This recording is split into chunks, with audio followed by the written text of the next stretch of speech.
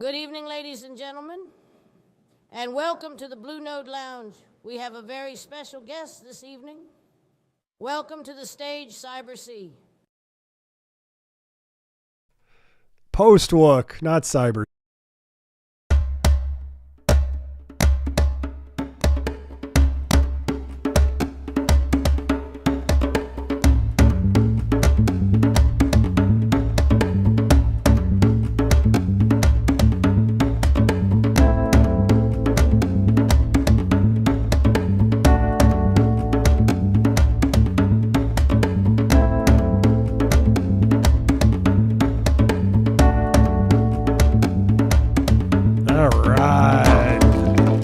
What is up, everybody? Welcome to a Friday edition of the Blue Note. I like to say Friday's always the chill day where we can just relax, kick back.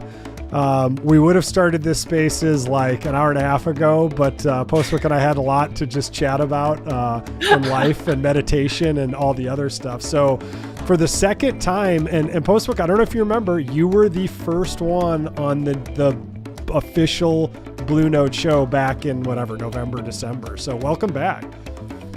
Was that December? Really? I'd have to look. I don't think it was this. It could have been January, but I feel like it was no. I think you know what? It was right between Christmas and New Year's, because I remember like I was going to take the 2 weeks off and just chill. And I'm like, you know what? Like Steven's like trying to connect us forever. And I'm like, I really want to talk to Postwick. So I had you on and we found a time like on the 27th or 28th and I had a blast. So welcome. Yeah, that was like the only thing I did that day. All I did during like the holiday break was just like drink hot chocolate and like watch movies. I didn't do anything. It was lovely.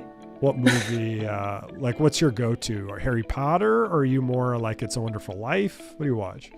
We did Elf this year. Oh, okay. That's a good one. That's always good for several labs. And the guy from Game of Thrones, Tyrion Lannister, has an awesome cameo in there where he just like punches him or kicks him like across the whole like conference boardroom table. I love that movie. Yeah, that was a good scene.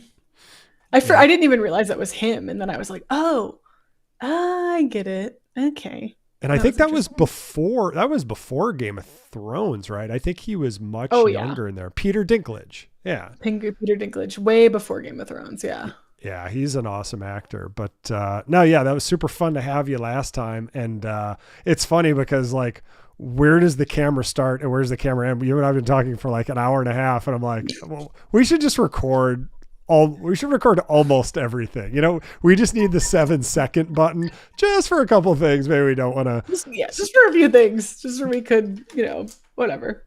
Yeah. No big deal. But I'm so excited to have you on the show. And once I saw that, obviously the big news for you, it's like every time I turn around, I'm like, oh, there's Natasha doing something super cool again. So, a couple months ago, obviously it was the Sphere. Let's see if we got a picture of that awesome thing here. I know I don't have to scroll to. I'll go to my highlights. You'll see it in there. Yeah, we're not talking about the Sphere as much anymore. But I mean, such a cool thing. Like the fact that you're like, you found out it was there, then you like the whole epic journey of like going out there. I mean, it's just so cool. So obviously congratulations on that. But I think if any art needs to be on the Sphere, it's like yours. And probably, I'm sure when the Grateful Dead was there, like that art was probably pretty badass too, all inside and outside of the Sphere. But your art is just perfect for it, like space, the sky, the phases of the moon, the exploration, the dreamscape, and the color palette that you choose. But it's so epic.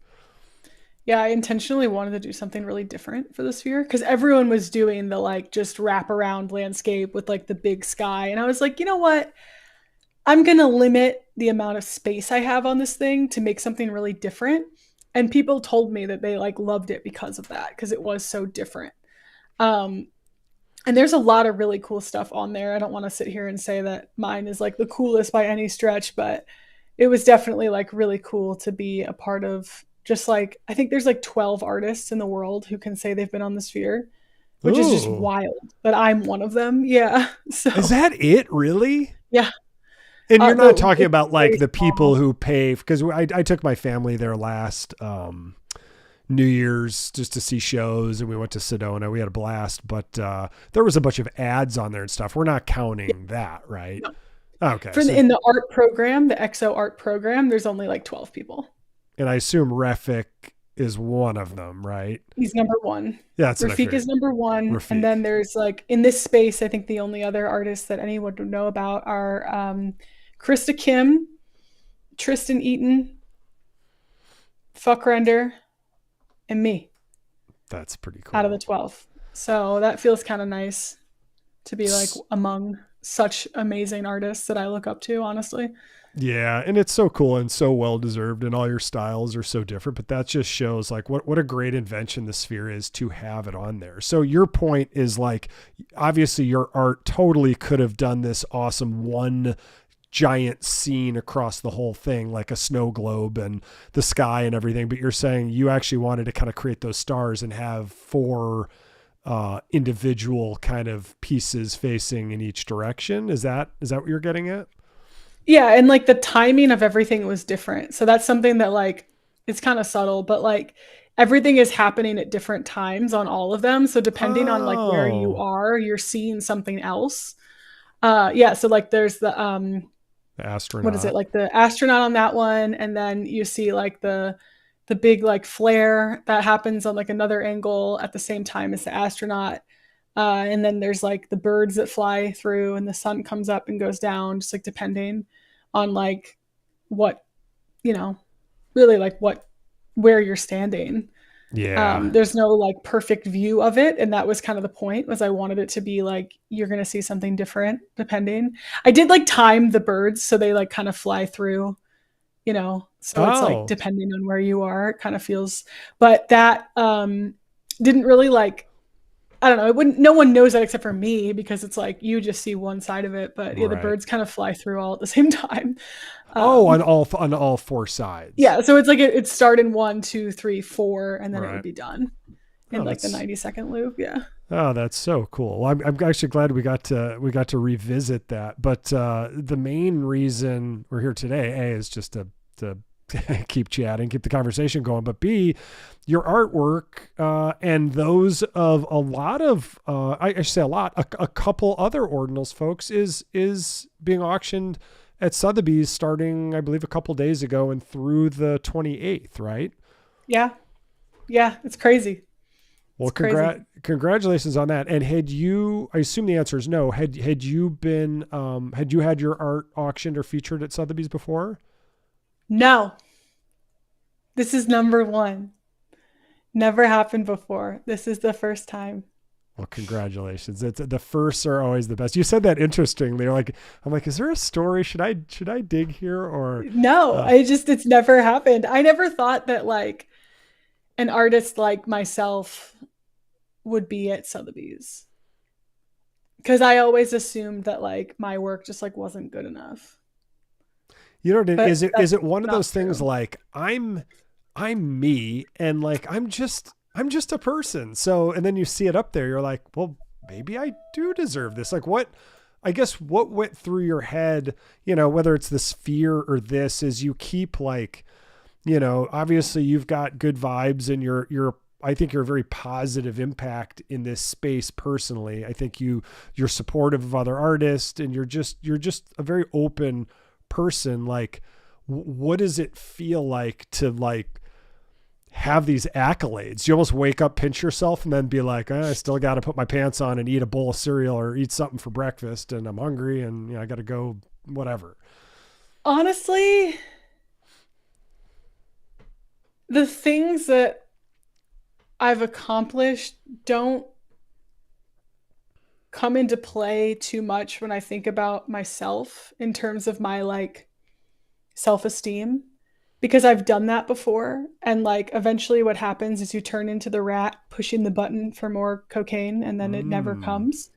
And like it eventually just like dries up. So that happened to me probably like last summer. It like it dried up, and I realized like I can't keep like chasing external validation. Also, because external validation is fleeting. You know, it's like the sphere happened 2 months ago and like people kind of don't talk about it, which is fine. I'm not like sitting here Right. saying we have to talk about me forever, but it's just like, you know, I can't hold on to that.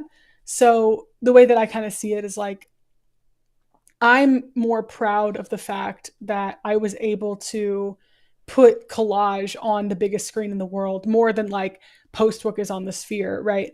Like I'm more grateful that I get to use data sets my dad has worked on in the TimeKeeper more than like the fact that it's at Sotheby's. You know, it's like I'm thinking more about like my individual impact as an artist and like what I'm doing more so than like the way that like I don't know, like the way that I'm like being perceived or like where it's going. Just because I'm more grateful for the fact that like I was able to do something really cool than of like where it's from. Because I think like you can do really cool stuff without like, you know, big signifiers. You know, I've seen plenty of artists make like really awesome pieces of work that they just like put up on a custom website. It doesn't, you know, you don't need Right. like these like validators Right. necessarily to make something cool. But I think, I mean, my morning routine, I wake up every day. I'm currently doing this thing called The Artist's Way. I don't know if you've heard of this. It's like a book. Oh my God. Um, I did that book. So I used to be a comedian in my 20s. I did The Artist's Way when I was like, I actually have it like oh, mostly really? filled out when I was like 20. Should I go grab it? Like when I think I was like 22 or 3. I was just starting comedy. I did it for like 10 years and Wow. somebody recommended it to me, but I just went through it like page by Oh, page and it's fantastic.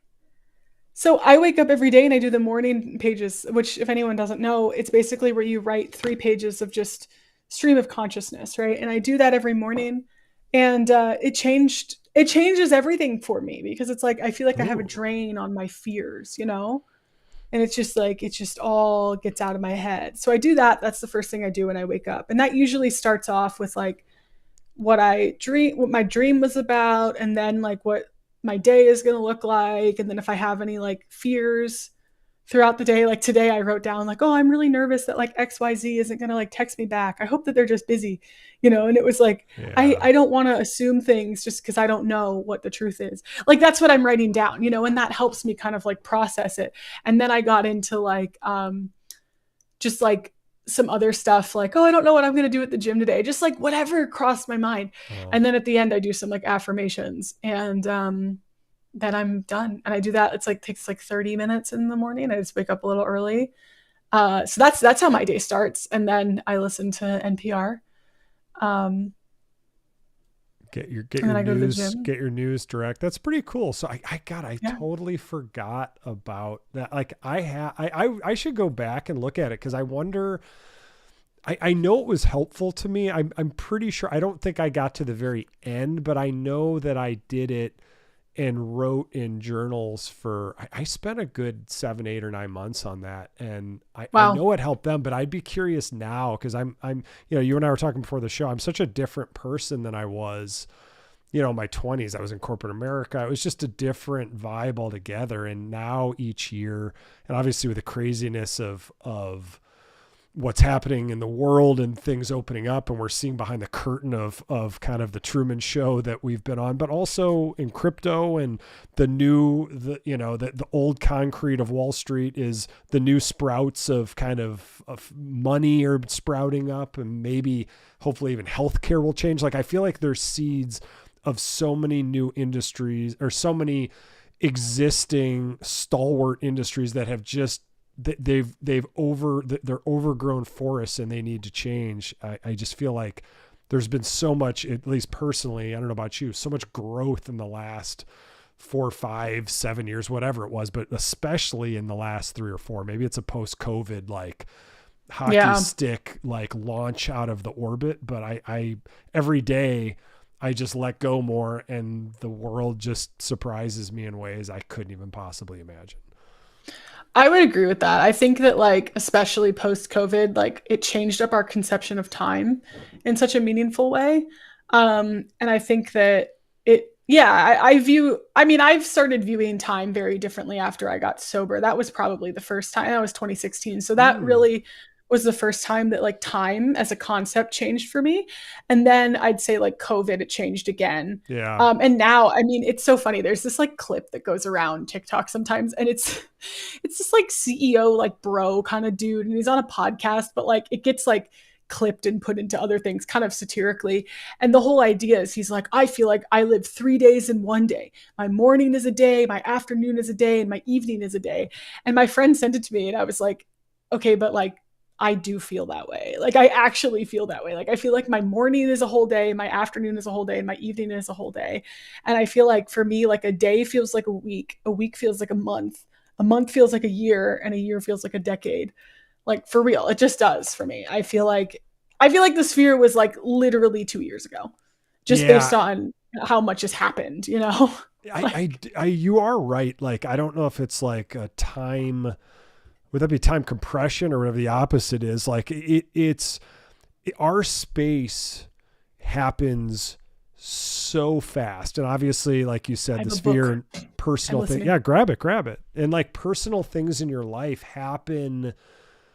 And especially in crypto, like you look back at the beginning of 2024, like the Bitcoin shrooms hadn't been passed out. Like there's so much that has happened, probably a lot of drama that all of us could probably just ignore, but like things evolve so quickly. In a past life, I was involved with the creation of iPhone apps, like literally day one.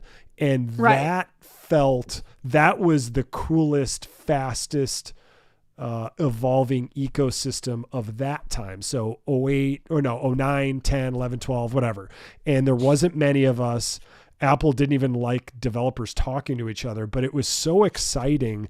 But the pace, that pace compared to crypto now and post-COVID, I feel like is like that pace was 20 times faster than like my old corporate America pace, or just how the 90s and 2000s were. And now I want to say it's 100 to 1,000x at how the news cycles, everything. It's almost like news cycles aren't even daily anymore. They're almost 6 to 8 hour news cycles. They are. It's almost maddening if you don't mute enough people and get rid of a lot of just we're the not meant to be influencers. disconnected. Yeah, we're not. Yeah, I don't think we're meant to know this much. This is a book I would recommend anyone looking about time. A New Earth by Eckhart Tolle. This book changed my life. I actually started reading this during the pandemic, and it was too intense. So I put it down, and then I reread it, the whole thing all the way through last year. And this book, like, I hate to say this, but it ripped a hole in my brain, like in a good way. Like I needed to hear everything in here, that like the only thing we have is time right now. And I think like time is I really do believe that time is a flat circle. And like, I think that, for me, like, I don't know. Like I've lost a lot of people. Right. And I think that changed things for me too. Like when one of my friends died in 2022, that like changed my whole conception of time. You know, as you think you have so much time. She had just turned 26. You think you have so much time. Wow. You don't. And you never know. And like for her, it was like a weird freak accident. It's not even like she was sick or anything. It was just like one day she was fine, the next day she wasn't. And like, what? You know, you just don't expect things like that to happen. No. And it's just crazy. I mean, it just makes me so much more like that changed my life I don't want to say for the better, because I obviously miss her, but like I got my ass into gear after that happened. I'll put it that way. Like I was like, I have no time to rest. I have to go. I have things I got to do.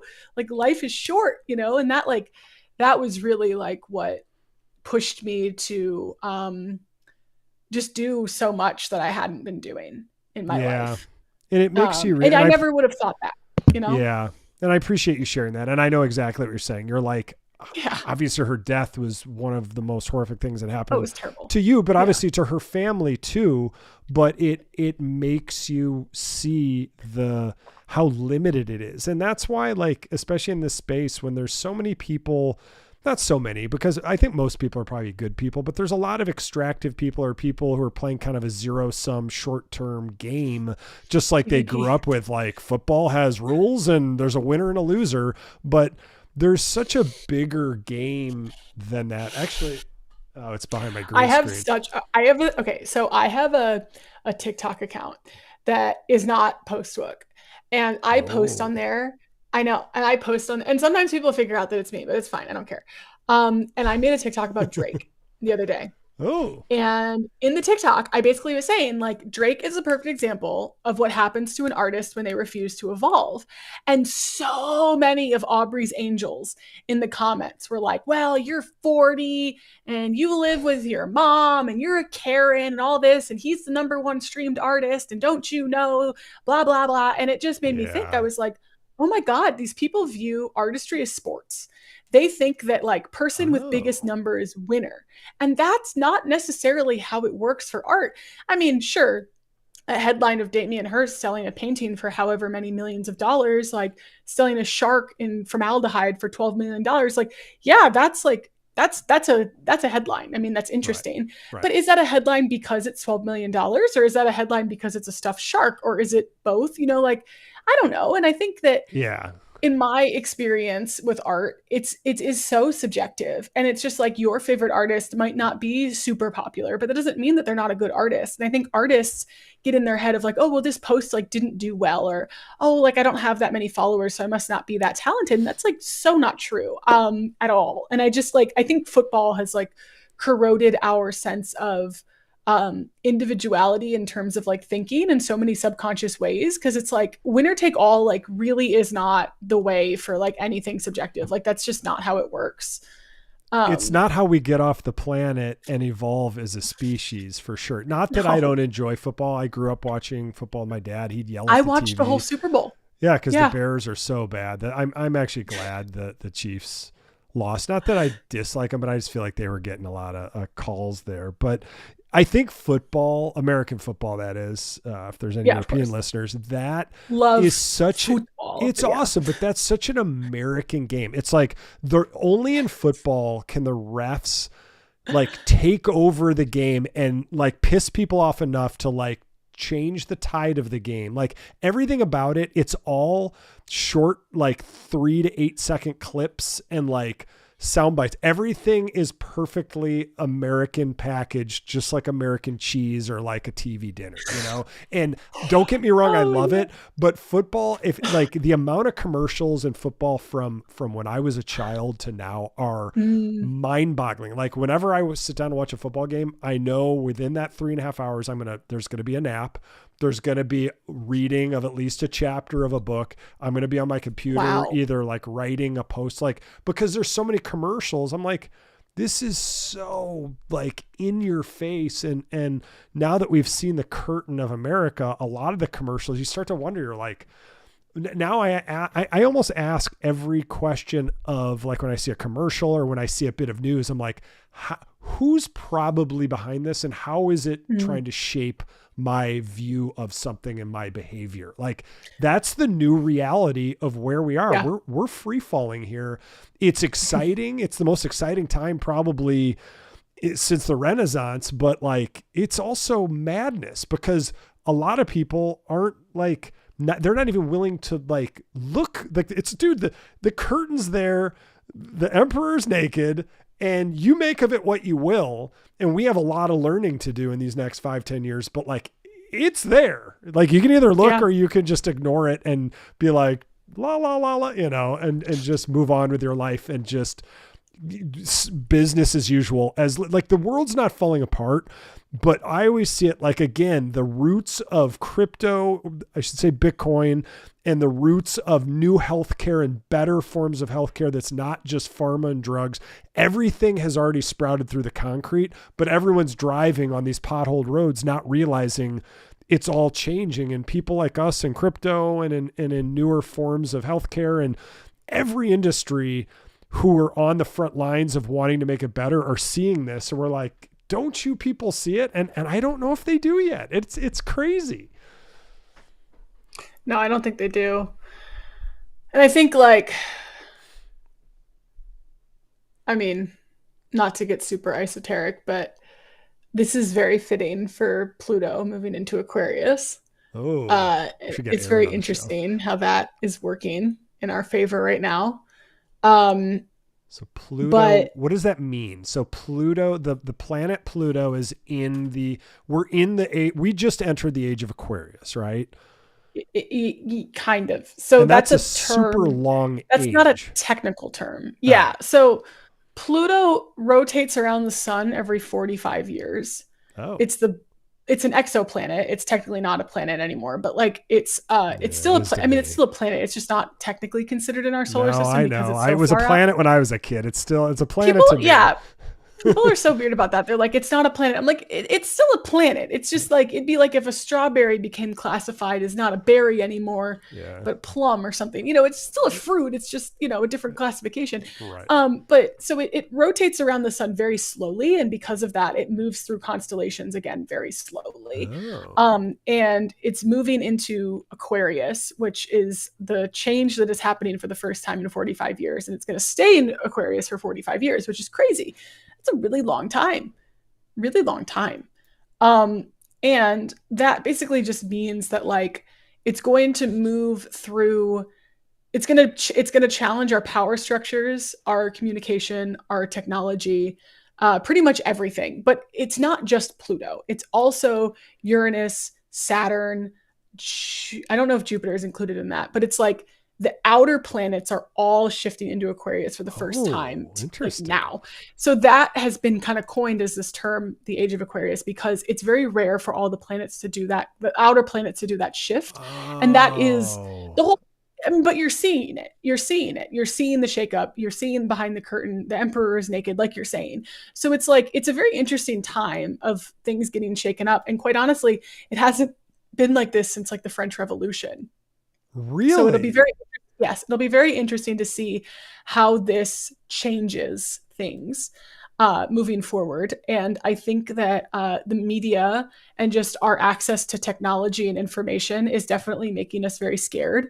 But one of the things I always try to remember is like if astrology is the music of the spheres, if that is the like immutable way of what things are, then we have no power or control over what will happen. But what will happen ultimately will be for like the greater, I don't want to say good because that's not necessarily everything is neutral, but the greater like advancement of the stars, right? So whatever that ends up being, I think that like it's going to evolve in the way that it has to. I don't necessarily think that like good is the right way to put it. I'm like a firm believer that like source or God, whatever you want to call it, is Right. neutral. I do not believe that like that is like a very personal, like, I mean, it can be personal and loving. I think that like if you want that, that's what it gives you. But like I do believe that like there is neutral forces at play. I also think that like we as humans tend to fuck shit up. I do believe that. I think that like Yeah. we are the reason that we have so many problems. But I don't necessarily think that these problems are unsolvable.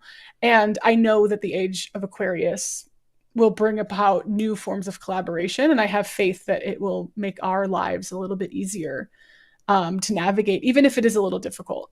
But my biggest hope for the age of Aquarius is not for matriarchy, but it's for the crumbling of patriarchy. Yeah, 100%. I want to see that. I want to see women have like a real, and I'm not just talking about myself. I want to see like women have like a real seat at the table and people really take them seriously. I want to see like more women feeling empowered if they choose. Not every woman Right, chooses, right, but like right, if they choose to do so without there being like this ridiculous resistance towards them. And I think like one of the things I've learned in like the last, I don't know, my first like job was like the Democratic Party when Hillary right. was running, right? So it's like I remember seeing her and being like, "That's awesome. I want to see more women like that." You know, obviously she has her problems, right? She had to navigate a very Right. minefield filled world to get to where she was. But just knowing that like that was even possible, I'm like, I want to be a part of that. I want to like help more women have like cooler experiences, you know? Because I think that like everyone has something to offer and I want to see everyone be able to give their experience in a way that's helpful to the greater advancement, whatever that is, you know? So I'm kind of hoping that there's just like an evening of the playing field a little bit. And it's Yeah, starting to happen. We're seeing more women CEOs and stuff like that. So I think so too. Like, I feel like part of it though is like women also need to support each other there too. Because men, like, oh we're yeah. men, like, I'm of that race. I like being a dude, but we can be lunkheads too, you know. But like, I feel like I just notice in my town, you know, like a lot of people grew up here and they kind of circle the wagons. Like, it's not. It can be super supportive, but it can also be very supportive for some and super exclusive and kind of on the outs for others, and that never Mm-hmm. super resonated, and dudes do it too, but probably not quite to the degree, and maybe that's just how we both, you know, an evolutional thing, but it from how our roles were for the past 50 years, 100 years, 200 years, 400 years. But that one always kind of baffled me a little. And I'm not trying to throw any shade or No, anything. Okay. I'm glad you said it because I think that there's like two fights that women have to do within themselves, right? There's the fight internally of recognizing that like the symptom, I think the largest symptom of the larger problem is women turning against each other because like Hillary Clinton, for example, just because I brought her up, like the Right. minefields, at least one of them that she had to deal with was the fact that like women have been pitted against each other to make it harder for them to collaborate because they know that the collaboration among women would be powerful, but it's like if we keep them separated then they won't really realize like the true power of what they're capable of. And I think that she had to navigate that. And that's got to be really tough to navigate. I mean, my old boss worked for her, and I remember her Yeah. telling me stories about how she would snap and all these things. And I'm like, yeah, I mean, my old boss would snap at me. It's like, Yeah. it happens, you know? But like, at Especially in least, a high pressure like situation like that. I mean, yeah, federal politics is insane, you know? And I think that in my experience, just like the first fight women have to fight is that we're all on the same team, and I think men do that really well. And I think more women are starting to get there. And my like litmus test for people is like, how do you feel about Taylor Swift? Like how a woman feels about Taylor Swift tells me so much about how they feel about other women. interesting. So what are the two sides? If they hate Taylor Swift, they probably have some like more digging to do. And if they Interesting. like her too, if they like her too, they really like her. It doesn't really matter where you fall in there. Right. Um, they're willing to like accept and like be okay with women doing what they do, because even if you're not a fan of her music, you're going to fall somewhere on the like indifference to like fan side of things, which to me means like a good thing. But if you like hate her, you're like, I hate Taylor Swift, it's like there's something in there. Oh, Yeah, if you're yeah. just like, yeah, she's a musician, whatever, like not what I'm talking about. I'm talking about the people who like they really don't like her.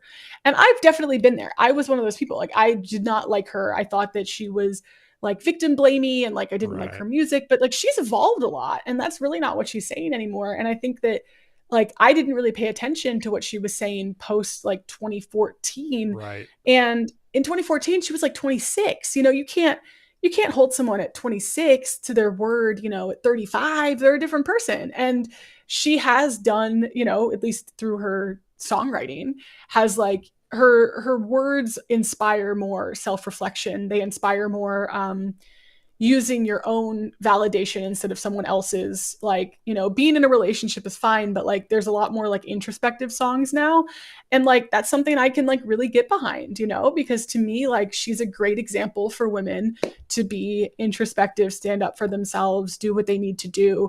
And I mean just her shows in general, like they bring together a bunch of women to celebrate each other. Like I think that's really cool. I didn't go to any of them, but I think that that's like really fascinating. And it's like if someone like hates on that, I'm like, at the core, like, what are you hating on, you know?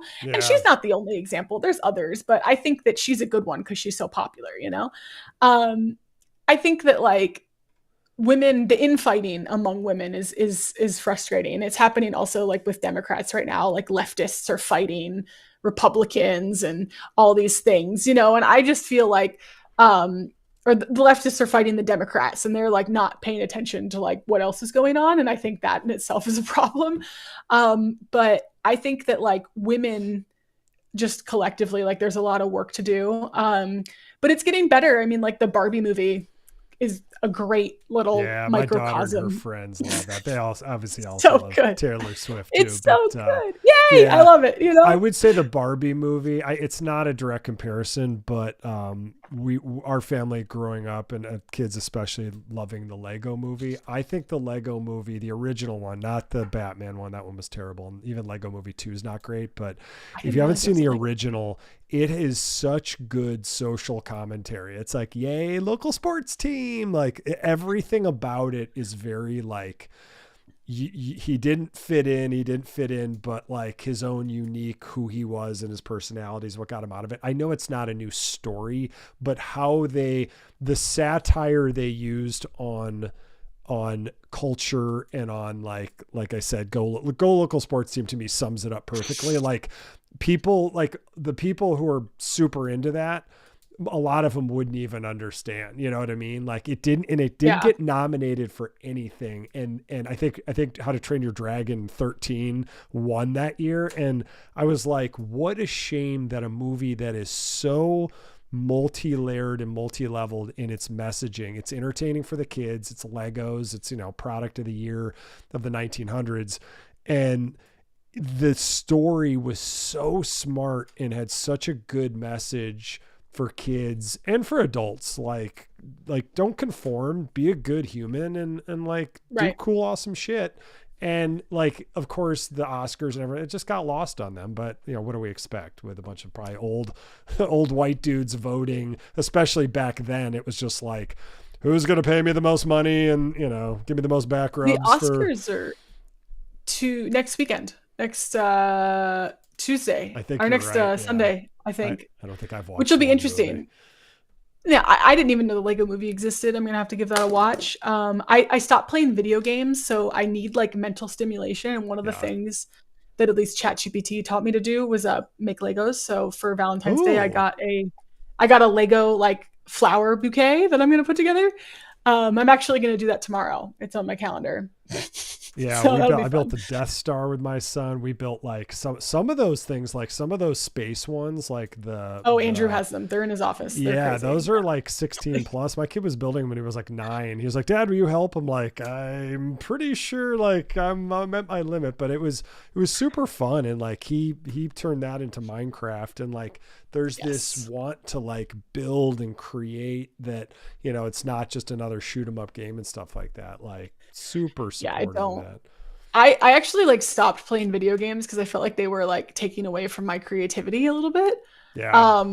And it was just like addicting. I'm literally an addict. I like can't, if something becomes a problem for me, I have to get rid of it. And I just know that about myself. Yeah. It's the practice of non-attachment, right? But unfortunately that was one of the things, because I loved playing Minecraft. I played Minecraft when I was 16. That's so cool. In high school, like when it first came out. And like, it's one of those games that I just like really fell in love with, just because you can be creative and you can be like an adventurer, and it just doesn't really matter like what you're doing.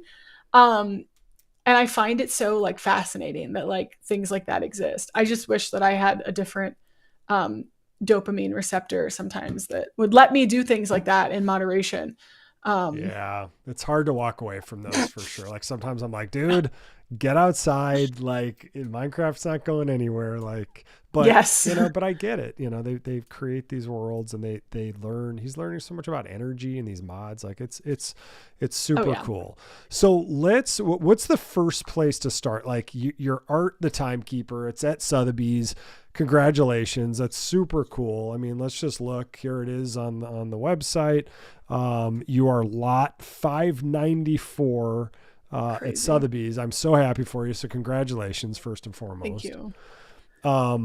So tell me about like, I love that this is generative art. I love that it's got Astronomer's Daughters vibes, but it also is to me, it's like an homage and evolution. Like how should we start? Cause I love learning about you and also like how it relates to the Timekeeper and what you were thinking, what your goals were, all that good stuff. So with this piece, it is meant to be an evolution for sure. I think that like I enjoy it because it has those elements of the Astronomer's Daughter, and like the whole point of using the same like traits or layers, if you will, is that it goes to show like the power of recursion. I don't need to re-upload or re-inscribe or create any new layers to tell a story. Plus, again, the through line for me of using the satellite data is like, let me use it in the same way. So it makes sense. It wouldn't really make sense if I wrote, like if I was a novelist and I wrote like my first novel in English and then I wrote my second one in French, you'd be like, what's the deal here? So it's like I'm telling like a different story through the aesthetics, if you will. But the point of this is that instead of me hand picking 100 days, that you can like get at whatever sentiment they have to you, and it's like a stable, just like static image. This goes through the entire like time from now all the way until the last Bitcoin is mined, to give you like almost this perspective of what astrology or astronomy is going to look like through just time, through the rest of our lives. And this is what it looks like today. This is today. That's where we're at. Oh, that's cool. So yeah. That's the, you know what I didn't pull up is the inscription number. That's the inscription. So every I can day, pull that up. Yeah, DM me. So if I go to Ordinals, here, I'll just go to ordinals.com. So if I go to ordinals.com, the inscription or sorry, the art on it will change daily, correct? Yes. So it changes every single day. And if you happen to catch it while it's changing, it'll fade, which is kind of cool. So if you end up seeing it, it like fades to one to the other, which is kind of a cool little thing that Ordinally did. That is. He came up with so many ideas that I wasn't even really like thinking about. He was like, yeah, we could do like a fade and this and that. And you should have like a thing at the end that makes it like the completion. And I'm like, okay, sounds great. You know, like he really filled in a lot of the gaps for me that I like wasn't anticipating. And that was like so helpful. Yeah. It was so helpful to have. But yeah, so every day it'll change. And if you have that spreadsheet, we can get into that and I can explain a little bit. What's the inscription number? Oh, the inscription number is 854-504-21. Okay. Should pull up. Okay, super badass. Okay, cool. So This is today. So this is the phase we are waning right now, I believe, correct? Waning crescent. Yep, we're headed into a new moon next week. A new moon next week. And then the sky is in the moon currently is in Scorpio, but no one cares because it's not a full moon or a new moon, so whatever. It's just moving through Scorpio right now. The landscape is February. So you see February, and then there's like, we talked about this, what word did we decide on? The chromatic, I know we were talking about the chromatic like layer on top is for 2025.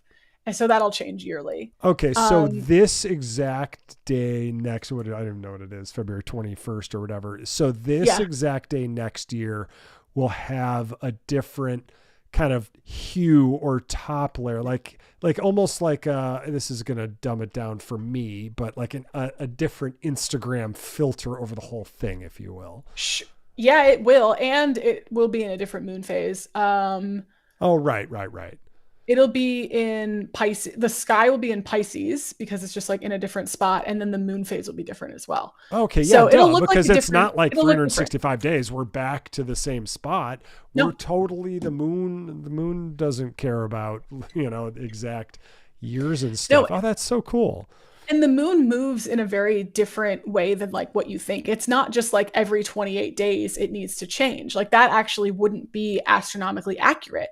So what we had to do is the moon changes every 25.285714285714285 hours. So we put that into milliseconds. Did you read that, or did you like? Is it like when I was a senior in high school and I was trying to impress a girl behind me and I memorized pi to like? Oh no, I have it on my screen. Oh, okay. I was like, oh, that's cool. You like know how many days.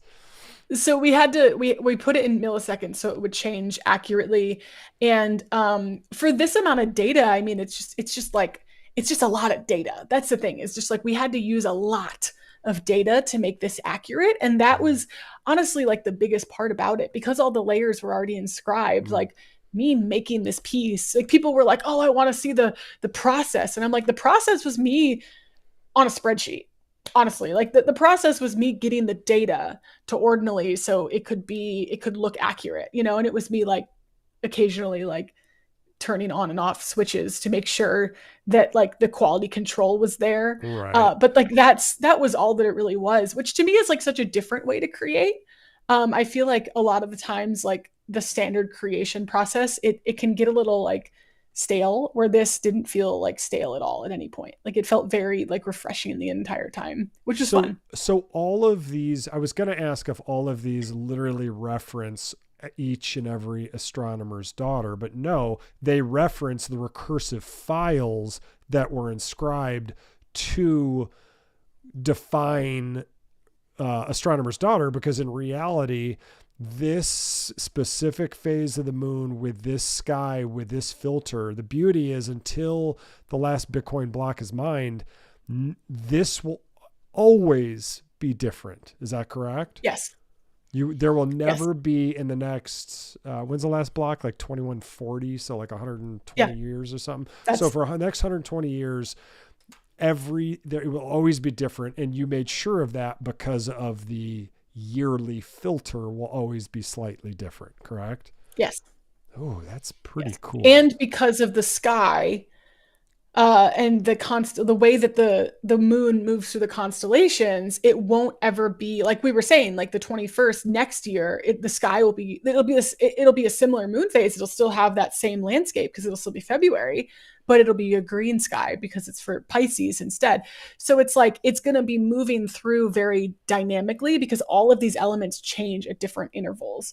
And I think that like, occasionally there might come up to something where like everything except for the like year filter will be the same for like a piece of the astronomer's daughter for 24 hours. Like, do not kill me. I had to go through 42,000 days to make this happen. So occasionally there will be like some like similarities, but like that's just how the moon and like the stars and everything works. Is like some days are going to feel similar. Doesn't mean that they are the same though.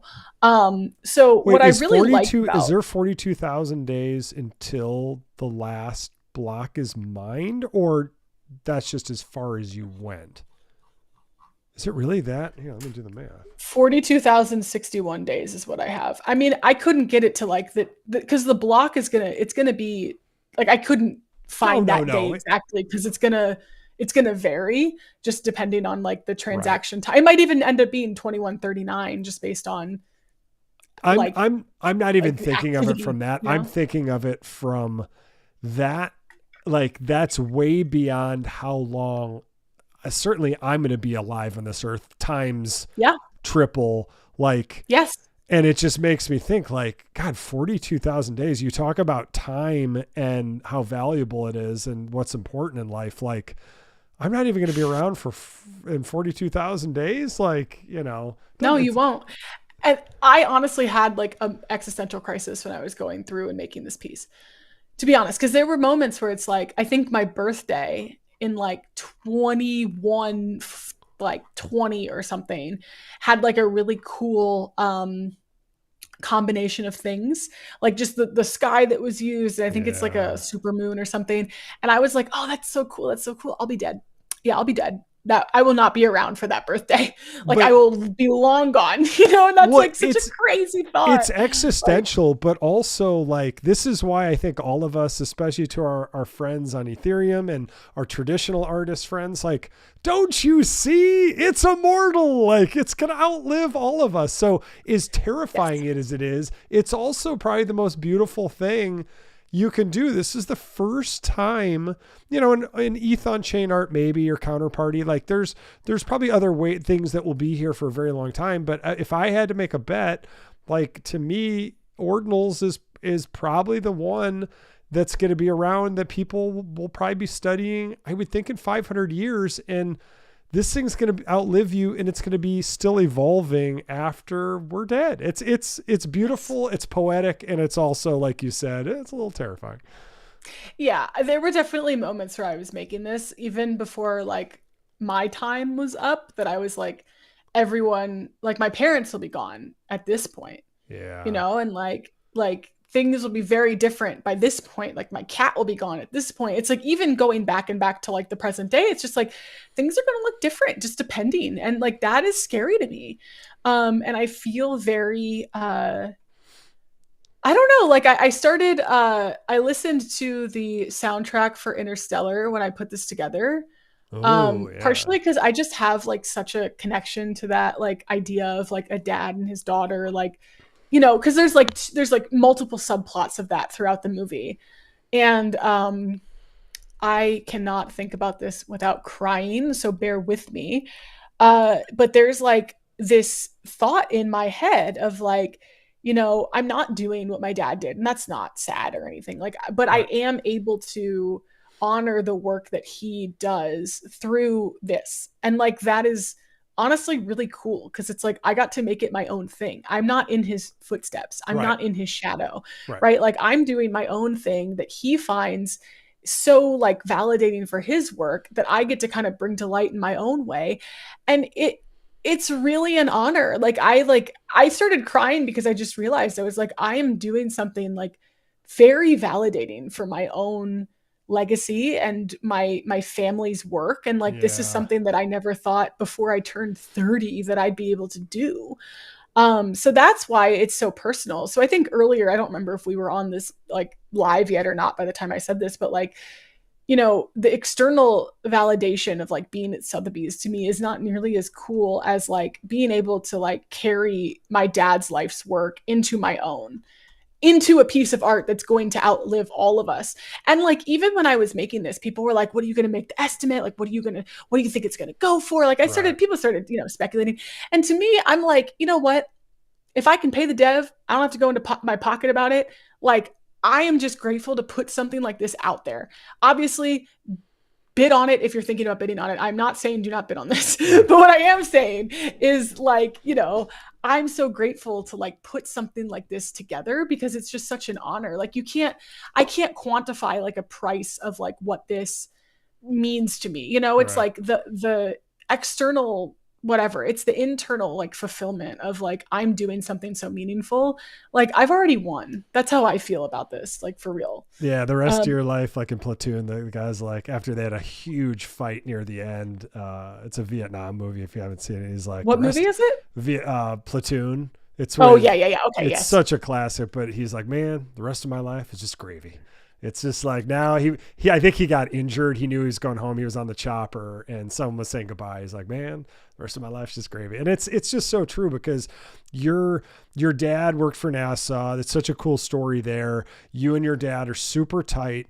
Like you said, you're not following in his footsteps, but you are, you're his daughter and you're a part of that lineage and you're interpreting your life, that time, what space means to you and that relationship and 1,000 other things a third party like me couldn't possibly even put into words in your own way. You're not working at NASA. You're not like in 3 departments over because he hooked you up at the job. You are interpreting what your life and the most important people in your life, your way was to bring it into art and following your calling, which is super cool. My God, I have like no connections to like anything that I do in terms of nepotism, like anything. Like my dad has worked at NASA. My mom used to be a chef. Okay. Like I don't have anything, you know, like there's no overlap of nepotism in my life, like whatsoever. And I've just never relied on it, you know? And I think that I think it's, hey, I'm not saying Nepo babies aren't cool. If I had the connections, I would run with them. Sure.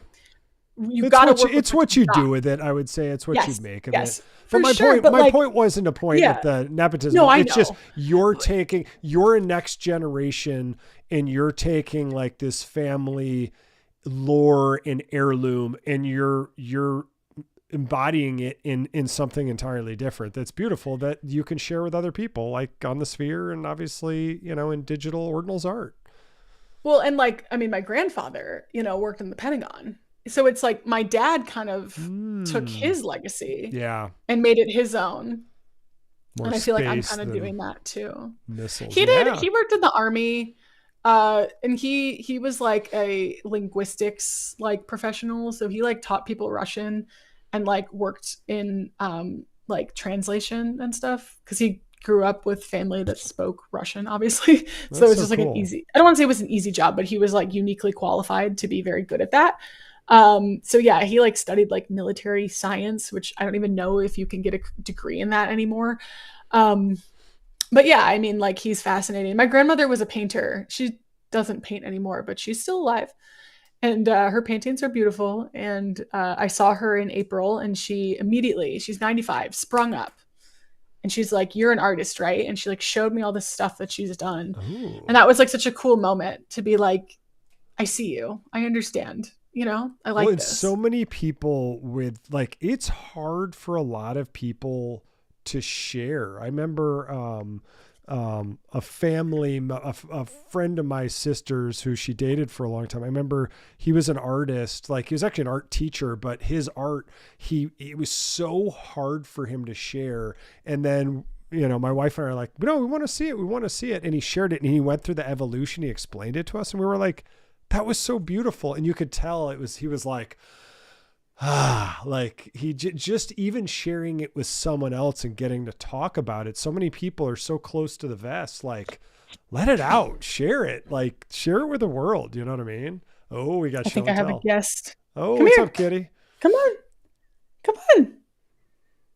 He doesn't know where he wants to go. He's at the fork in the office. The door is open if he wants to come in. Debating, but I want to do a shout out because you Yes. brought up I'm actually going to interview next week a guy named, I don't know if you know him, he's big in the puppet community, but his name's Perot. So the reason I Yeah. bring him up though is he is doing this whole thing with parent child. I guess there's a lot of artists in his family, his mom, I believe even his grandma. Grandma. So the Mhm. the top seal set is or the grandparent, if you will, is literally the grandparent. I mean, it's just so cool, but it's called Ordinals Genesis, and it's all under the Pro family. But I'm going to interview him, I think, next Tuesday.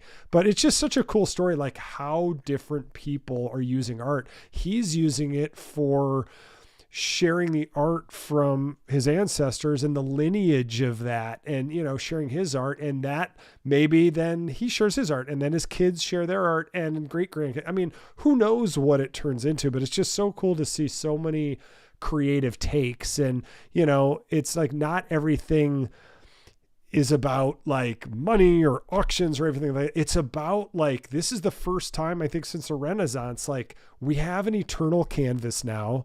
Like there's no wrong answers. Well, there's probably wrong, hurtful answers, but other than that, like what are you going to do with it? Like the world is Yeah. your oyster. What are you going to inscribe on it? What we think possibly is for eternity. It's just so Yeah. cool. No, it's true. And I think that like there's so many ways to like show legacy and like do things that honor the people that helped you become who you are. And I think that using parent child to literally do like parent art, child art is kind of dope. It's Like I pretty think that's a badass. really cool use case for just like recursion and parent child in general. I'd be so curious like what he ends up doing with that. I could see something like really cool coming out of it. But yeah, Oh, no, I'm familiar.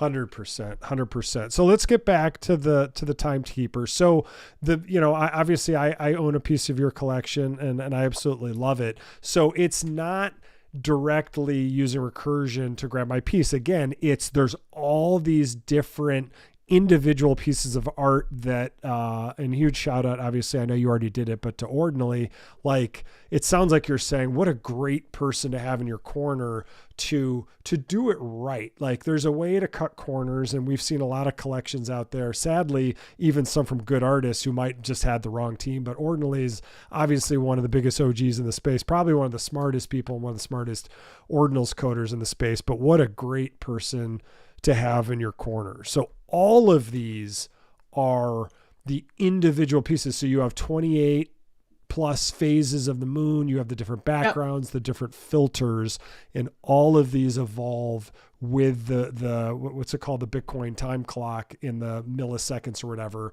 Yeah, through the millisecond. next 140 years or whatever. It's just so Yeah. cool. So it's basically using time the way that Bitcoin, like the time chain, like Right. using time on Bitcoin in a like lens of astronomy, right? So it's like you look at it, you see it, and if you know what you're looking for, every day you can see like what is happening that day. So it's like if you know, like this sky, for example, this is Pisces sky, August, and that's a waning crescent. Cool. You know like what is going on that day. And I feel like that's such a cool way to like track kind of just like what is happening. And I don't know, like I'm super fascinated by the way that the work kind of came together. It looks, it's just like the video doesn't even do it justice because like that's a snapshot. That's a snippet of what is actually happening. And I love making art that is like so weird that literally no one can even figure out like what it is. You know what I mean? Like I actually am like so into that.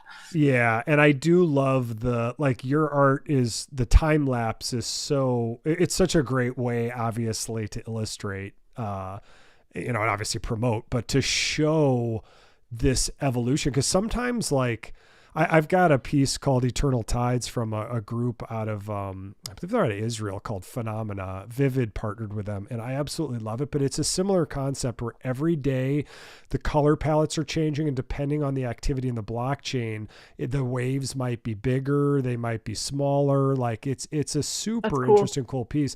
But it just as each block gets completed in mind, it looks at some of the block data and daily it generates a new color palette, but every block it's slightly and subtly changing. Like it's just super fun. But I call these kinds of art like it's like algorithm art because you own, I would say own, but as a collector, you are getting the entire thought or of the piece. It's so cool. It's over 140 years. Like I can't even imagine, like, I'm sure I'll collect some hang on wall art paintings now, but like there's so many more layers to peel on the onion to things like the Timekeeper, because it's always evolving. And like you said, like if you have a nice monitor, like a nice matte frame that can show this evolving every day, you literally are more attached to outside. It reminds me of, Gazers, obviously, by Matt. What's his name? My favorite Matt Kane, favorite collection of all time. The fact that you just equated this to Gazers, I'm going to cry. Like that's yeah, I love he's Gazers. My favorite. Yeah. The best. Well, and the art is so cool, but the fact that it ties in with the phases of the moon, like to me, that's what on-chain, Bitcoin, Ethereum, whatever. That's what on-chain art is all about. Yeah, and I've always loved his work. So that's cool. That it sounds like deep down there was, obviously from your dad, but there's an inspiration from Gazers too, because for sure. Yeah, this has feelings of that as well. I'm a huge fan of Matt knows that. He knows I'm like a huge fan. He's great. No, but I think like in my opinion, and maybe it's a spicy one, it's like this is the art that is supposed to be on chain. You can sell a canvas in a gallery. Yeah. Cool. The provenance is nice. But like to me, this right here, I guess to other people it's that way. Like that is meant to be like what the chain is used for, and using blockchain as a medium to express my work. Obviously, yes, again, having a COA that is like immutable and no one can touch it, that is cool. But like I think that actually having like art that changes over time based on the code used by the blockchain, I think that's like the purpose of all of this, or at least for me it is. I mean, that's what I'm going to keep doing. So yeah, no, that's really well put. So I know you called upon me to bring up the spreadsheet earlier. Oh my God, but this is so cool. Go to a random time. Let's just talk about it. I mean, you can just scroll. You probably don't want to scroll with your wheel. You probably want to scroll with the bar because it's long. Super long. Oh, so this literally every single day. Oh, okay. So there's the full. This is the spreadsheet. So hold on, let me see. If that's the very bottom. Okay, there we go. It ends at a certain point. But how crazy is that? Like right here at right around 1/1/2040, whenever it ends, this is when the last reward is mined on the Bitcoin block. It'll obviously still process, transactions and stuff like that, but this is when the last one's mined. So does it end then with a January winter in Aries? Is that set in stone? It goes into a completion phase after that. Oh, do tell. It has a secret message at the end of it that only Ordinally and myself know, and only the person who sees it will be able to see it. So in 2140, if there is like a little bit of time between like, January 1st and whenever the last like block actually gets mined, right, you'll have the completion phase, and it'll be in there instead of this. So it won't just like stop on 2140. It goes into like a new phase. Oh, okay. So it actually will continue. So for Zyborg 9, one of the richest women in the Gizgon section who owns this at the time, will in 2336 still be able to see it evolve on her zip zap screen on her in her living room. It'll just be the completion phase. Okay. Because I mean, sure, we could have kept going, but it's just like at a certain point, it's like I needed it to be somewhat finite. I can't have it go. Maybe my next thing will go on forever and ever and ever. But it's like I needed it to have some sort of end date. Especially because like I love that you thought of that. Like you thought of Ordinally thought of that. I want to put that out there. He was the one who really thought of that. But yeah, no, I had to. I mean, it had to end somehow. Maybe I'll do something eventually that never ends, but I think I had to have some sort of I think it's cool, and I would be curious, like, because obviously I don't know what the right phraseology is, but after 2140 when transactions happen, it still has to be processed. But yeah, I'll be curious without the blocks and the block rewards, like how does that change anything, or it just the blocks still happen but the rewards do not? I would assume it's more that. Who knows? That's the thing. So that's why I didn't want to go beyond that, because I'm like, I don't know what this is even going to look like. I don't want to be like wagering into some like weird territory that I'm not even familiar with. But if you scroll up a little bit, I'll tell you when to stop. Right there. So the solstice. Yep. So that's like that is the summer solstice in 2139. Okay. And it tells, so all of those, anything that's like highlighted like that, it just tells you like any sort of like astronomical phenomena that's going to happen. And I did that on purpose. Like I wanted to make sure those things were still accounted for.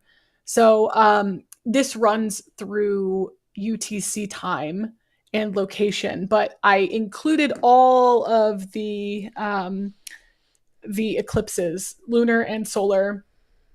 I included them from a more like global perspective. So like from space, just because otherwise like it would just kind of feel lame. Like I wanted to make sure that those were accounted for still. So it's just like, even if in UTC, like in, London, for example, you can't see the total solar eclipse because really it's only like a tiny sliver of the world that can ever see like the real one.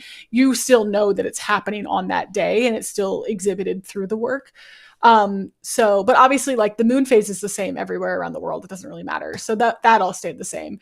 But for the eclipses, I made the executive decision to make them global from like the, from space's perspective. And I asked my dad about that. I was like, is that weird? He's like, no, that's what we do anyway. And I was like, okay.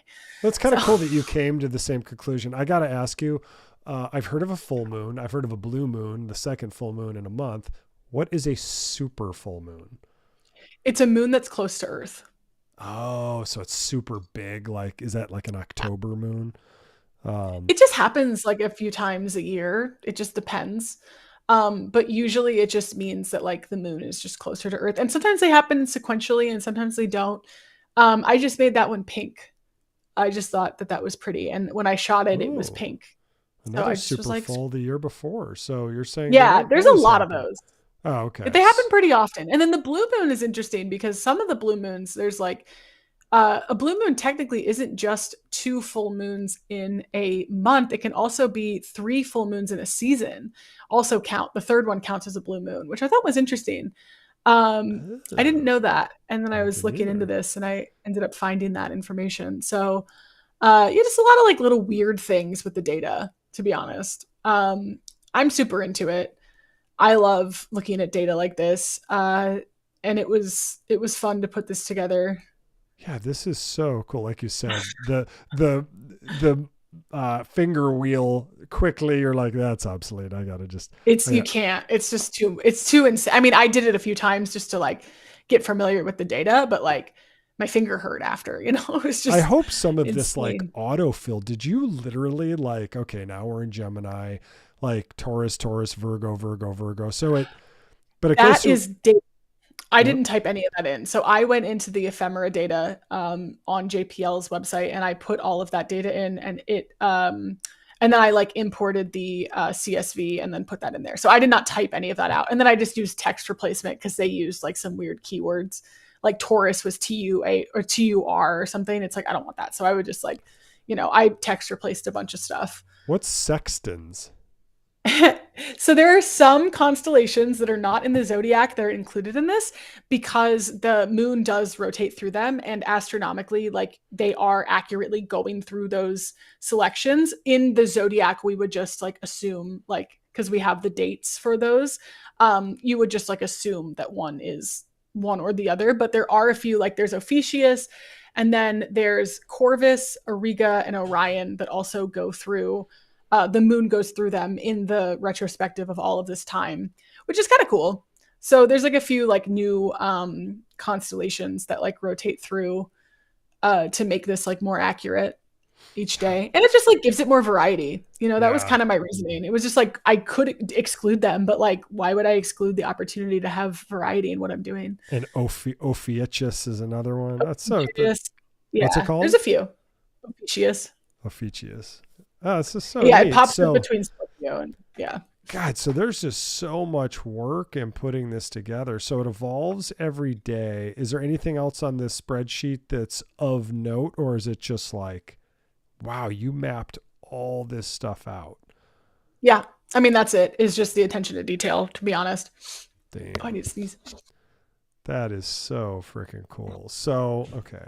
So let's go back to the Timekeeper, because I know you and you're all about sharing the love. I do want to plug Yes. Lemon Haze and Olga and some of these folks, but is there anything else? Like you're getting great bids, I think. These estimates you always look, you're like, who knows what it is, but congratulations, like you're already over the estimate. You have 31 bids. I was going to bid right before the show and it's like, please fully KYC and here's a fingerprint scanner. I'm like, come on, Sotheby's, like, can I just do it after? Okay, so that's one thing I think is good to touch on is like the KYC is just for them. And we talked about this already, but I'm just going to say it for anyone listening. It's like, it's just for them because like they don't want you to like bid on like a Birkin bag and you're like not a real person. And then you're just like, hee hee, and you don't actually buy it. And then they're like, the seller is like, what the heck? I thought that I sold this. So that's like, that's the only reason they do it. They don't like dox because people are buying in money and you can't, we're so used to PSBTs and we're used to like, I'm bidding with my Bitcoin. And now, like, because there is no he. They're like he. You bid. Like that's why Bitcoin. No, here it's not like that. I mean, you can bid in crypto, and you should. Highly recommend that for anyone doing this. I don't know why you wouldn't, but like the way that I kind of see this is they're just trying to make sure you're a real person. Because if you go in and you're like, I want this Rolex, and then you win the bid, and then you're like, just kidding, like. That's not cool. So they want to like make sure you're just like a legit human. They're not like going to like, audit your accounts or anything like that. It's just, they're just trying to make sure you're a real person. So if that's scaring anyone, I hope it doesn't. I mean, if there's any like, I mean, the Bitcoin shrooms were in some of these. So like those people know. Oh yeah, for sure. Yeah. There was one, I think that went up around the same time yours did to one of the proto The Digital Art Day. Yes. Yeah. I saw that. I think that was actually the wave right before yours, because I feel like yours and Lemon Hazes and Olga's and Hardo and Hardo and Artificial too. So a nice lot of 5 or 6 There's 5 of us. That's crazy. That is pretty cool. It's like so funny to think about. Like, just there's I think Lemon Haze made this comment that like there's only been like 50 ordinals that have made it to an auction house, which is just so insane to think about. And like, I don't want to sit here and say that like we are the only ones that deserve it. That's not true. But like, I do think that like I think the less than 50 comment to me is so striking because it just goes to show that like they are just catching on to what we are capable of doing. Early. We're so early. Yeah. Hate the phrase, but it's true. So wait, how many have been on Sotheby's? 15 or according 50? to Lemon Haze, like a little under 50. Okay. And isn't that crazy? Over the last, and is that ordinals or is that ordinals and ETH? Just ordinals. Just ordinals. Okay. Like, so they've already played crazy. ETH game. No, that is incredible. And it's just a testament to in this space, we know it. And I think a lot of people get very impatient. And I know you've talked about even collectors who are like, why is the number? It's like, if you're looking at it Bitcoin in weeks or days, like NGMI, like this is a 20, 30, 40, 50 year play, or it's just the appreciation of art, whatever it is. If you're buying art on Bitcoin for number go up short term, like if you flip, that's fine. Like we need liquidity in the market. But if that's like, if you're playing that game, to me, it just seems kind of counterintuitive. Like play the long game, get art that you like and let it ride, like, and go live your life, and enjoy it. Honestly, like, I don't remember who I was talking to about. Maybe it was Donnie. We were having a conversation earlier this week. I just like call him randomly and he just like answers, which I like love. I love that we have that relationship. He's the best. And we were talking, and I feel like there's almost an inverse relationship between how long a chain has been alive and people's patience. You know what I mean? And I feel like on Bitcoin, because it's been around for so long, they have so much more patience as to like what is going on here. And I think to your point about collecting the art you actually like, collecting the art you have a relationship with, in my opinion, personally, not everyone agrees with me on this, I think that an artist's like floor price and their like market action should be defined, sure, by like what the floor is and all that, but also defined by what the artist is doing to further their career. Like if people didn't care about the sphere and they weren't like only artists on ordinals to get on the sphere, like if they discredited that, like we are shooting ourselves in the foot. Like to me, that is a really cool, like, I don't want to say marketing, but it's a really cool like opportunity for artists. Tried to turn I heard myself. I heard the echo. That will it's like a 7-second delay. That will mess you up. It's so crazy. Hi from the future. No, but it's like the way that I kind of see it is. I heard myself. I heard the echo. Oh, that's crazy. Now we're going super meta. We just meta the recording of the phrase that you said before. So yeah, it's like rip. But like the way that I see it is, it's just like, if that stuff didn't matter here, what are we really doing? Because to me, that's patience. Like understanding the holistic approach of what an artist is up to is patience. And it's like the true like long-term vision that like, this is not meant to just be ordinals, just be ETH, just be Web3, just be crypto art. It's like the whole point is everything. Like, sure, my target planners aren't on chain, but like they're really cool. And if you like them and you live in your target and you need a planner, go get one, And it's just like, maybe one day, like they will understand the power of blockchain. I don't really see what it would do for them at the moment. It doesn't mean that it's not useful. It's just, you can't sell like a wedding dress to someone who isn't getting married. It's just not the time, right? Like they're just not interested. But that doesn't mean that they won't be one day. And I think that like, oh my God, get closer. That is so cool. Isn't that cool? I'm trying to. Oh my God. I love his work so much just because it's so different from the other stuff that I see that's generative. And I feel like he tells such an interesting story. I don't even know if he means to do this, but his work always strikes me as like decay and like time. And like the time element of it. Like, I feel like I'm looking at like an old rug right now, which I love. I mean, I hate the old rug, me too, but it's old rug with what I mean? It's like a fissure to another like parallel universe, like Lemon is definitely one of my, he's one of my favorite artists in this space, and he's so unique. And I gotta say, you and I were talking before the show, like he's very outspoken, and some people get scared by that, but I'm like, I like hearing what people have to say. You know what I mean? And I don't know if you know this, I learned this when I interviewed him. He posts a lot of text thoughts that he's having at the time in the metadata when he inscribes his ordinal. So he's also keeping a journal. So again, I think when you go, you know, when people in 100 or 200 or 400 years look, they're not going to know you guys. They're not going to know Lemon personally, but they're going to have all these clues and pieces of who he was. And, you know, obviously I can't sit here and predict who's the next Van Gogh. It's like, well, it doesn't matter who the next Van Gogh is, because Lemon Haze is the next Lemon Haze and Post Wook's the next Post Wook. You know, and Ordinally is the next Ordinally. Like the beauty of this space too is like you have your artists, you have your coders. Like look at Vivid and Perot. Like you've got some of the smartest people who are helping the artists. Are they artists too? Yes, they are. Like are so many people in this space, and we're all coming together.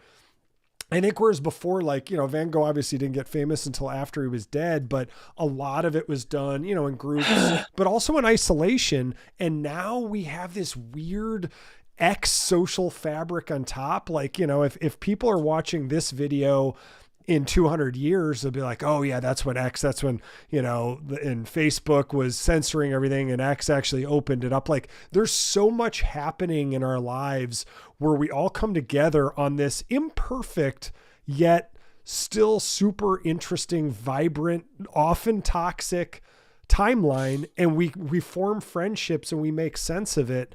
And we form these friendships with thinkers, coders, you know, true just collector degens, frat boy, you know, crypto bro traders, and yet it all weirdly works. Yeah. So I want to make a thread about this at some point. I definitely want to make a TikTok about this at some point, but I think that the idea that Van Gogh is the blueprint for artists was created by selfish art collectors to keep artists silent. Because I think that like they've attached themselves to this idea that like artists should be seen and not heard. And like the more introverted artists are better artists because they're the ones that are constantly focused on their work and they're not out here like socializing. And I'm like, that's not true. You just don't like the fact that you can't control them. And I think that like, I mean, again, I've heard these comments my whole life because what else has been said about, you know, replace the word artist with woman. Yeah. Women should be seen and not heard. They should be quiet. They should be subservient. It's like, it's the same damn argument. And it's just like, no, like, you know, Pablo Picasso was a socialite. He loved his parties. He loved to schmooze. And I love that. And we don't talk about that. We need more artists to be like Pablo Picasso. You know, like we need more people that are out here doing their thing, having their comments, making what they want to say. I think that is the better way for artists to be because artists are just fucking eccentric. And if you're going to be anywhere you fall from like Picasso to Van Gogh is valid. And there's no wrong way to be an artist. And I just think that like when we prop up this like narrative that artists are quiet, introverted, all they do is focus on art. It's just like we are eliminating so many different types of artists from the diaspora that like we really shouldn't be.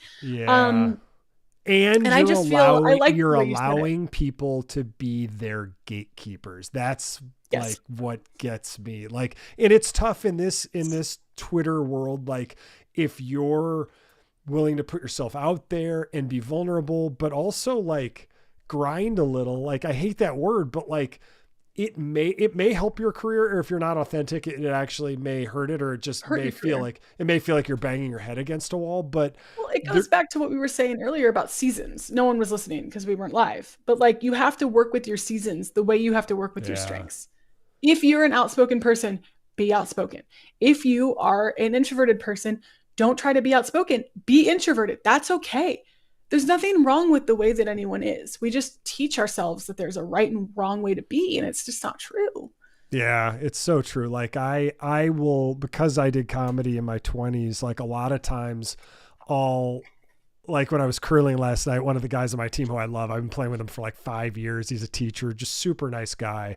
He's like, but he can never hear me. He's like, am I a good sweeper? I'm like, he's like, am I a bad sweeper? I'm like, oh dude, you're the worst. And everyone's laughing, like, but I'm saying it out of love. And I know we were talking about like your family would love it, but obviously after, I'm like, dude, I'm totally kidding. But but a lot of times after I'll be like, sometimes I go way bigger than life. I'm jabbing, but I love you. And if I ever overstep, like, tell me to fuck off. Like, and if I do overstep and it bothers you, please tell me too, because I can't help myself sometimes, but it's also, like you said, it's who I am. And cause like sometimes I can bring the laughter just to a roar, but sometimes, I don't want to say cross that line, but sometimes I might hurt someone's feelings when I'm not trying to, or I might just, maybe I say that one extra thing, but I'm also the first one to say like, F me too. Like, and you can do that, but I can't. I've softened my sarcasm and who I am over the years, but I can't stop being who I am. And I am often an over the top, too loud person. And you know what? I'm like, I embrace it. That's who I am. That's who I am. Right. Oh, well, I think that's like aptitude too, though, because I think like an introvert knows that there are moments where they have to be social, just like an extrovert knows there are moments where they have to be quiet. Just like, there's times where it's like appropriate to be sarcastic or not. But that doesn't mean that you shouldn't do that, because clearly like that's a calling you have to be who you are. There's just like appropriate times for it. Like I can't be like wilding out all the time on the timeline. I also don't want to, but like that would just be inappropriate. It's just like there are just moments. But I mean, like going back to Lemon Haze, like I feel like it's so wonderful that you are so attracted to his like ability to be outspoken, because I think that like I think that artists being allowed to be who they are is like it's just as validating as when people like your work. Like you were saying earlier about like your like the family friend who was like, oh, like I've never shown my art to anyone, and then you guys were like, oh, this is awesome. It's like it's so validating when people also, you find people who agree with like your opinions, not because they're outrageous, but just because like you feel empowered to say them. And I think you're just heard, like someone is present with you.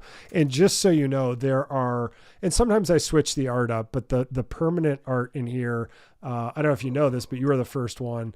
It's up there in the corner. So you're up there in the corner, but Lemon Haze is here right in the middle. This is Beer. It's from Lemon Haze. And I did it. And then I asked him, I'm like, dude, I removed the background because it looks really cool on a brick wall. And I think I put some lame-o effect from here in it, so it looked more brick wally. And he's like, dude, it looks awesome, it's super cool. But I wanted to put Beer It's in. Like I actually tried to make this our Decentral Lens or like Blue Node logo, but Lemon and I couldn't figure out how to do it. But I just love his stuff. I love that he mixes it up a lot, his use of colors, and he's self-taught with P5JS. Like he's always kind of been like an independent thinker, and sometimes being outspoken, just like sometimes like last night I brought the house down, but I may have said something. That's probably why I'm admitting it here. I probably went a little too far, and I reached out. I'm like, sorry. Like I probably, and they're always like, dude, I know you. Like I've like, don't worry about it. But I still am like, hey, like I crossed my line, but sometimes I get so ramped up and I'm on a roll that like sometimes I'll just be like, I'm going to go there, and you know what, I'm going to make mistakes, and if someone doesn't like me for it, like I wouldn't blame them, but also like that's who I am, right. So I think that that's okay. I honestly do. I know that some people would say that it's not, but I feel like you're not going to please everyone as long as you're not going out of your way to be like intentionally malicious or harmful. Like I really don't. I think eventually this is just life. We just live our lives, and it's just, there's moments where you're going to realize that some people are your people and some people aren't. And that's not a death sentence. It's just what it is. And I think that's when you really can start to grow, and then people and doors open that you didn't, like, oh, there you are. You know, like I said in Nashville, this guy Obvi, I just, like, the second I met him, I was like, I love this guy. He's like super down to earth, and whatever my energy and his energy, he's probably way more quiet and extroverted. I guess anyone is around me, especially when I get loud and bellowy, but I'm like, this guy is like, he's salt of the earth. You know, that's always my internal, like, this person's the real deal. Like, what you see is what you get. Yeah. That's like my favorite type of people. Yeah. Okay, cool. So we've got, is there anything else? Like, I love the Timekeeper. Maybe I will KYC. Is there anything else? I know you have this awesome sheet. This is the one that we went through. And you're like, hey, share it with your friends. I'm like, why don't we just do a video? And then it's just out there. This is where I'd share it anyway, you know? But I do love this. I think we covered it, but just by looking at it, but everything. Yeah, we covered pretty much everything in it. Yeah. So everything changes. So, you know, let's look at other people's art then. Like, is there anything else on the Timekeeper? Like, it's generative through the end of the last Bitcoin block around January 1st, 2140. I love that. I love the algorithm idea and the recursion. Like, I mean, this one to me just, and it's like, it built up from the Astronomer's Daughter and everything you've been working on even before that with your dad and space and the stars and the constellations. Like, it's just, it almost to me feels like this is, I don't want to say a complete thought, but it's almost like a capstone of everything you've been working towards, and whether that evolves into the next thing or you almost just like start anew from scratch and build another piece of another leg to the growing post-WOOK table. Like, it's just, in this point in time, it's just cool now that I know your old versus new artwork and how it evolves, kind of like a pyramid or a teepee over time. Yeah, I mean, a capstone's a good way to put it. That's actually like a really good way to kind of like say it with this. The only other thing I'd say is just bid on it, and thank you if you already have. To anyone listening, that's it. It's just like, I want, and then I want people to message me like a confirmation that they've bid, because again, I can't see who bid on it, but I'm gonna do like a little bidder's reward, but I'm gonna need to know like who is bidding on it. So I'm gonna need some proof that people have done it, and then I'll be getting those out to people once the auction ends. Cool. Now this one, I just happened to freeze on this frame. That's a really cool full moon. Like, it almost looks like that's the lunar eclipse. Oh, I was going to say, the lunar eclipse. Okay, because it's like you see so many pieces of the moon, and then you see the glow around the sun. That's sweet. So I just happened to freeze on the exact right time. All right, so we've celebrated. Perfect. Everybody go bid on this. And Sotheby's, just if you go to the website, just go to sotheby's.com, and then you can just type in the search Sotheby's, just type in post-WOOK, and she comes right up. But there are a couple other people in this space. We are obviously, Lemon Haze is near and dear to both of us. Definitely check out his stuff. He is lot 592. You can just type in Lemon Haze or probably Sin City or Chamber of Reflection. But it's just so cool to see all of you guys there. And then we've got Artificial. Such a great person. So I cool. love this piece too. I should have Artificial on, but this one I think is way underpriced right now. And I love how there's different elements of like the image in what it would look like in a frame. Oh, I think this has a physical. It's a physical.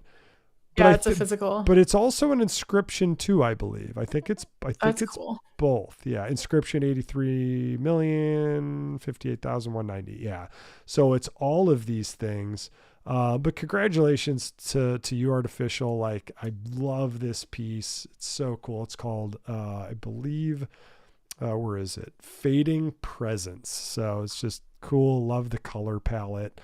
You're probably way more expressive than I am and explaining it. Like, I know you've explained to me yours is like this electric dreamscape kind of, and I'm like, yeah, that's a perfect way to describe yours. But this one, cool, like dreamscapey colors, but maybe a hair more muted. You know, obviously it's kind of night or just after dusk, but it's just so beautiful.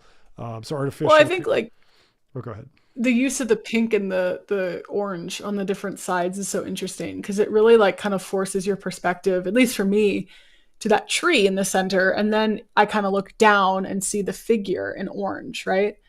And I think that's such an interesting way to kind of like move the viewer's eye around in art that like I love to look at, right? Because my eye immediately goes to the tree just because I just look at landscapes more than I look at people. It's just a personal thing though. Interesting. But then your eye immediately gets drawn down to the orange against the like green and the dark colors.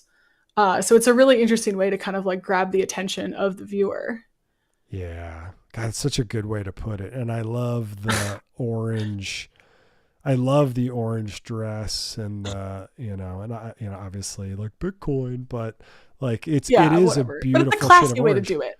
Yeah, it is, but I love, like, you're right, because that orange kind of in this doorway that we see these beautiful kind of like abstract paintings almost here, almost like abstract window frame paintings, but this window we get to see the clear sky. Like, I mean, it's just, this is a beautiful piece. And this is, obviously I love collecting digital art. This is kind of the best of all worlds too, because you get like, this is definitely something I would hang this prominently in my house. I'm gonna hang up. You're gonna have to KYC. Look at you. I'm Look at you. I'm got like, two. shit. I gotta put a bit on Postbook. I got a bit on. No, but that is. I mean, we were talking about that earlier, where you were saying you're like there aren't a lot of pieces, like just still framed pieces that I would want to hang, and it's like knowing that this is something that captivates you so much is like that's powerful, Like, and I think that that's really, really cool. And just art in general, like looking at it and you're like, cause like you said, everybody, I think one of the most freeing things you can do is like, there's so many people. I almost see crypto and PFPs and our timeline is like Maslow's hierarchy. Like first you've got like the tribal, you've got your basic needs, right? Like it's like, obviously food, shelter, your basic needs, but then you've got like, I want to be a part of a group. I want to fit into this space. Like we're almost creating these new, like eternal, like Bitcoin digital tribes, like, but some of those are fleeting to me and not very long lasting. But then the longer you're in the space, or maybe the more you learn about it, and the more you learn about generative art or just on-chain art and different artists and their inspirations, you really start to develop your own likes and interests and palettes, and it's just, as a collector, it's just so neat to expand that and to be like, and you collect a piece and you're like, I freaking love this thing. This is so cool. And I'm not doing it for number go up later. It's just like, I'm doing it because like it's awesome. I feel like with art collecting and like selling it, there's nothing wrong with selling art, but it's like, give the artist some time to like marinate, like let them cook for a little bit before you like, get the, like have faith in the people you're collecting in too. And that's something that I've always kind of said, maybe because I'm biased, but it's just like, you can Google Postbook and things pop up that are not NFT related. They're not Web3 related at all. Like I'm not going anywhere. You know what I mean? Like, I'm not just going to rug you. Like I have like a reputation to uphold. And I know that in 2021, that wasn't true. And there were like a lot of people who came in and then left, but it's just like, I've been here long enough. I'm not just going to fucking dip. You know what I mean? Like, but I also do things outside of this space. And like some of my favorite artists, they can say the same, like there are people who are here, they're there, they're everywhere. And I like really admire that. So. It's so funny because I'm such a not traditional collector. Like I never even thought, cause you're right. Like if you were a fine art collector and, you were trying to maybe preserve like family wealth, like you inherit, your sixth generation inheriting all this money, like, and you loved art and you were a connoisseur of it. Cause they've shown, versus the US dollar, like, gold holds its value.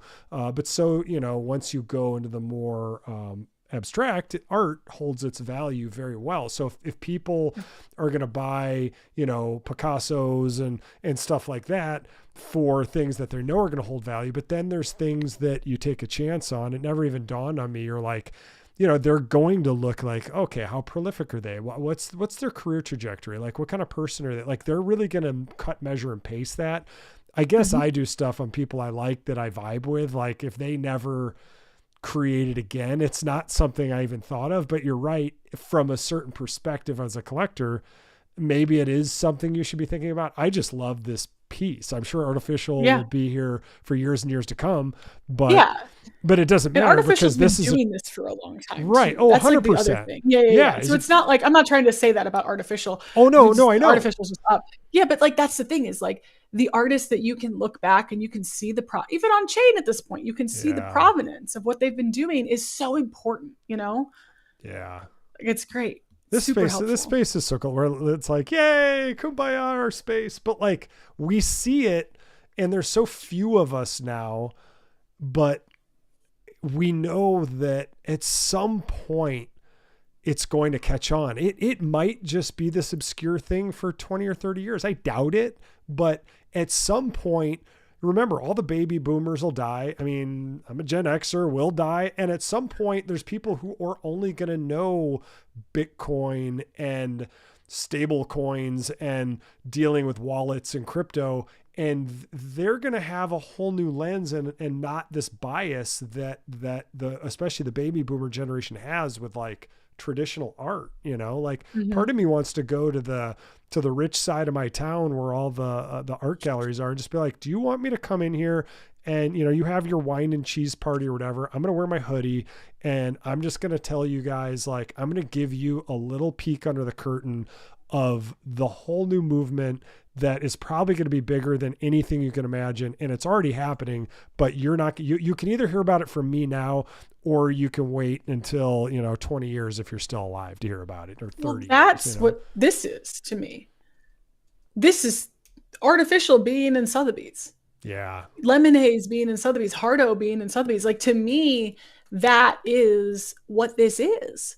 Because at the end of the day, like they're seeing us in here. It doesn't really matter, like they're coming around. They're like seeing what's going on. And I think like that's how movements happen. We don't need the validator of the like real Medici family, or even like, the Broad family or whoever else. Like we don't necessarily need them, because we're creating our own Medicis. We're creating our own Broads. And then by the time that this really picks up momentum and attention, like they are the new tastemakers, and like those people can become the voice the way that the Broads did. Because before the Broads, it was someone else and blah, blah, blah, and so it's just like, I think that like it's already happening. And like Bitcoin in itself is such a interesting way to create a new solid, like, I don't want to say like a new solid, like upper class, if you will. I think Bitcoin in a lot of ways can evade problems of inflation and just like the lack of wages that like young people are not getting. 100%. Right. And I think that like we are creating our own like class structure. And like you're seeing people, I mean, I've known plenty of Bitcoiners. They came in super early and like, sure, for a while they were just like grinding and like mining whatever, and now they're like, yeah, I like have a yacht and this and that. And it's just like they've created their own social trajectory and their own class, and I think that that is valuable in itself, and like the art is going to just follow that. And I think that that's why we should be shaming people into buying art so they can have culture a little bit more, just a little bit more. Culture, just a little bit. If you want to be cultured, you're going to need to have art. But if you're not there yet, if you don't think art is valuable, it's okay. You're just poor. I'm joking. No, to me, it's not even culture. It's just like, it's the love of art, and everybody, maybe people find it at different times in their life. And some people will stay lower on the Maslow's hierarchy and probably just, maybe they want to be in a PFP group. And some PFP groups are all about art. Like On-Chain Monkeys celebrates art. I know the Aeons do. Like OCM or not OCM, OMB, that's their whole thing, is that it's art. They don't call it a PFP. Yeah, exactly. And I think they can certainly be used as PFPs or the Bitcoin shrooms. Yeah. Like it's this hybrid now. It's a really neat. And I don't mean to insult anyone by saying, I'm joking, by the way. That's me being sarcastic, right? But it's just like, I think that for me, like the way that I see it is just like, if you are high enough on the Maslow hierarchy of needs, like art will become something that you're interested in. I think so. So grind, people's real like North Star should be grinding until art becomes interesting to you. Because that's how you know you've made it, honestly. Well, and I think I want us to celebrate that more in the space of like, you make it when art becomes interesting to you. Interesting. Keep going. That's I don't know. It's a whole I think art culture, because you have time to reflect and Bitcoin, the culture allows us to do that. Like you said, it's the first time we're able to save money in energy that is not inflationary, but is actually, it increases in value, unlike the dollar that decreases in value. The decrease in value of the dollar fuels our consumption cycle, especially after COVID. We're like, my dollar, like I might as well buy that car this year, because next year that dollar, it's not that the car is more valuable or more expensive, it's that the dollar's more worthless. So you're like, worth less. Right. Whereas with Bitcoin, it makes you really think like, what do I need? And, like how many things do we really need in this world? You know what I mean? And saving and having it appreciate is just, it's truly the first, like, I don't think society has ever seen it. Even gold back in the day was like shaved, and there was always ways. So they put little notches in the side so you couldn't shave it, or it would be easier to tell if you shaved it. Like, right. This is the first time where it's just like, no, it will appreciate in value. I mean, I guess unless something crazy happens with quantum computers, but it's a new era. That's a topic for another space. That is. Oh man. So let's finish with just celebrating Olga Fredina, and her collection is called 000021. But this is, as you pointed out, is generative art. This one is an absolute steal. Now I'm gonna have to. I saw it online. Like blue wins 3 of the 5. Blue is like he. Yeah. No, I saw it on Twitter. It's a animation, which is even cooler to me. Olga's piece. I find that so interesting. Hold on, I've got. So it Twitter. Like kind of like. It is okay. Well, let's look. It's got to be right here, right? Okay. Yeah, it's somewhere in there. Where are you, Olga? Okay, so there. Okay, here we go. Sweet. Right there. Yeah. Okay. Oh yeah. Isn't that cool? I love the sound effects. My interpretive dance. When you say that, I mean, I know exactly what you mean. This is so I feel things as I see them. Like I always do. Like this is what this makes me feel like. So this is cool. So on chain, it's generative. Here, obviously, it's just a loop. It's P5S, P5JS. Yes. This is P5JS. Okay. P5, whatever. Yeah. Not 3JS, P5JS. Yeah, this is super cool. So Olga, to you, we say congratulations as well. And this one, they're all steals at these prices, but Olga's only had 2 bids, so I'm definitely Sotheby. Damn, I'm gonna KYC. My real name is Nigel Blutorski III. So if anybody works at Sotheby's, you'll see that. But yeah, just so cool, the different art. But congratulations to all 5 of you guys. And then it's so cool to think about, and that, like, I mean, even the fact that like Sotheby's likes Gamma enough to like include stuff like this, and they listen to their opinion. Like, what? That's crazy. Yeah. Oh yeah, Hardo's piece, super sick. Yes. Yeah, the Singularity. I think this is a piece from. It's like because I remember when he and I talked about this when it first came out. I think like last year. But this is super cool. Like, I mean, just the colors and the intricate details. Like, yeah, like I definitely vibe with this art. Ooh, is it? That's cool. Is there a physical component to this? So it's WebP on Bitcoin. I'd be curious, like seeing it in the living room, like, oh, that's pretty. I mean, I'm sure because they have a picture of it in the house. Yeah, the back of it. It's got to be physical. That's cool. What is it made out of? Well, now we gotta look. What is it made of, Hardo?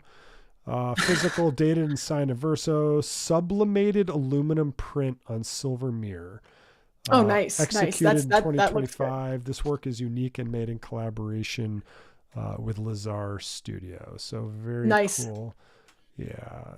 Yeah, I love the physical stuff. I don't want to say too much because I don't want to take away from the energy of this auction, but I will have some physical stuff related to the Astronomer's Daughter coming.